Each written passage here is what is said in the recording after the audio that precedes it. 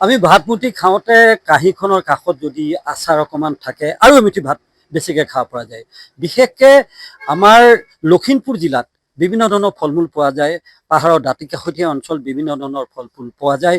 এই ফল মূলবিলাকৰ পৰা প্ৰস্তুত কৰা হয় আচাৰ, আৰু এই আচাৰ প্ৰস্তুত কৰি সংস্থাপিত হৈছে বহু মহিলা আত্মসহায়ক গোটৰ লগতে বহু গৃহস্থীয়ে। দেখা পোৱা গৈছে যে লখিমপুৰ জিলাৰ হাৰমতিৰ ২ নং পাৰ্বতীপুৰৰ টুটুমণি হাজৰিকা আৰু তেখেতৰ সংগী চিম্পী হাজৰিকাই দুয়োগৰাকী লাগি পেলাই ঘৰুৱা কাম কাজ আজৰি হৈ তেখেতসকলে আৰম্ভ কৰিলে আচাৰ বনোৱা, আচাৰ প্ৰস্তুত কৰা এটা ক্ষুদ্ৰ উদ্যোগ। চৰকাৰী কিছু সাহায্য পালে, বেংকৰ পৰা পালে, তেখেতসকলে আৰম্ভ কৰি এতিয়া এনেধৰণে তেখেতসকলৰ কাম কাজ আগবাঢ়িছে যে অৰ্ডাৰ মতে যোগান ধৰিব পৰা নাই। বিভিন্ন ধৰণৰ আচাৰ তেখেতসকলে বনাই। আমি জানিবলৈ চেষ্টা কৰিম টুটুমণি হাজৰিকাৰ পৰা।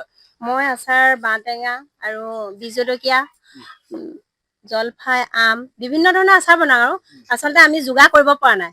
ইমান মানুহে নিবলৈ আহে নহয়, আমি বস্তুটো দিবহে পৰা নাই। পুঁজিটো প্ৰথমে আমি ২০০০ টকাৰ পৰা কৰিছিলোঁ।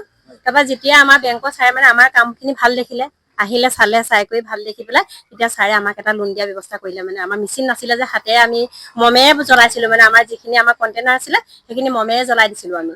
সেইকাৰণে তেতিয়া ছাৰে ক'লে আপোনালোকক আমি এটা ছাবচিডি লোন দিম, আপোনালোকে সেই লোনটোৰ পৰা মেচিনকেইটা কিনি লওক। এতিয়া ধুনীয়া আমাৰ মাহেকত ৪০-৫০ হাজাৰ টকা ইনকাম হয়। এতিয়া ভালেই লাগিছে। ঘৰত আমি কাম বন কৰি এনেই থাকো, সময়খিনি এনেই পাৰ হয়।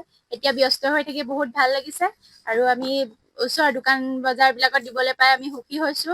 আৰু আমি প্ৰয়োজনীয় মানে দিব পৰাহে নাই, বস্তু আমাক বিচাৰি আছে, আমি দিবহে নোৱাৰো।